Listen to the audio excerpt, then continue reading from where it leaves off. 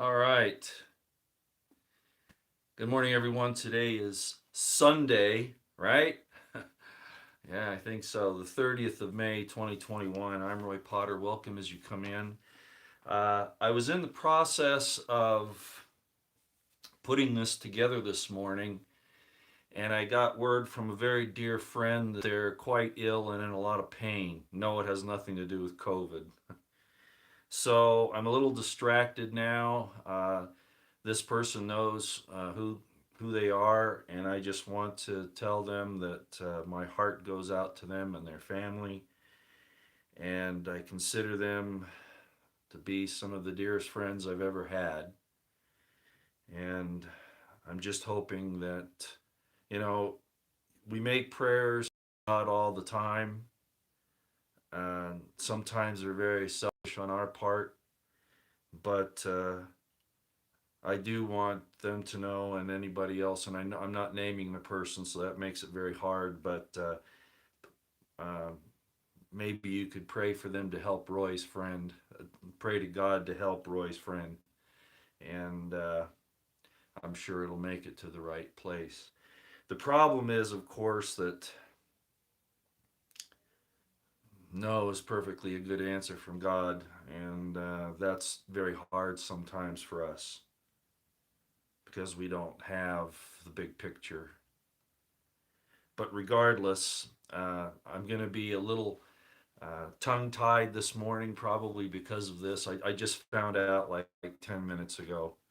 And my entire program that I was going to do is now uh, being uh, kind of sidetracked because of that. But I think I can get the basic message across anyway. So I'll do my best. And may God bless those who need his help at this time. Okay.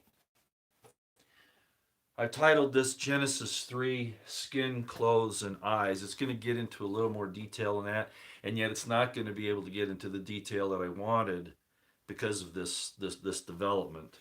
But I'm really not here to solve the whole issue for you as far as this is concerned. I want to whet your appetite and have you go and check these things out on your own. Some of you can do that fairly easily because you have the resources, others of you can't. Uh, Again, hello everyone. But I think because of some of the things that have come out in the last few days, I'll give you an example. I had an individual, and I put it up on my community board. I had an individual, sorry, we got a problem here. I think I'm going to have to fix this. It looks like I will. Dang it.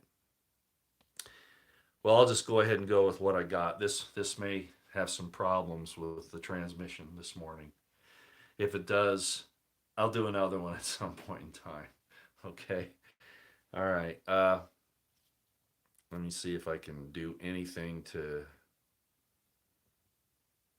No, it doesn't look like I can do anything to fix it.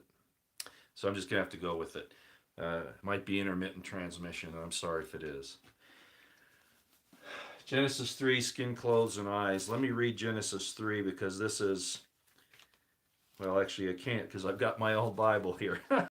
So I'll just have to tell you what it is. The first few pages are ripped out. Told you, yeah, this is bad. In Genesis 3, um, God is walking through the garden. This is after Adam and Eve have partaken of the forbidden fruit, and they go and hide themselves on some coverings to cover their their private parts, so to speak. And that's the idea that they have in their mind. And God's calling to them. And finally, Adam comes out and says, "Well, I was here, but I was naked and I was ashamed, and I went and hid myself, and I've covered myself." And God's reaction was, first of all, God's actually walking with them. Apparently, He's actually there. And He says, "Well, who told you you were naked? Why are you ashamed?" As I've explained before. And so Adam says, "Well, my wife, she gave me this to eat, and I ate it."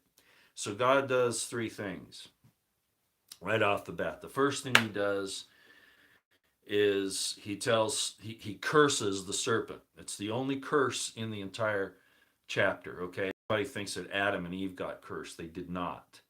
The only thing that gets cursed in chapter 3 is the serpent. God curses him that he will be lowly than all the other beasts and will writhe in the dirt, right?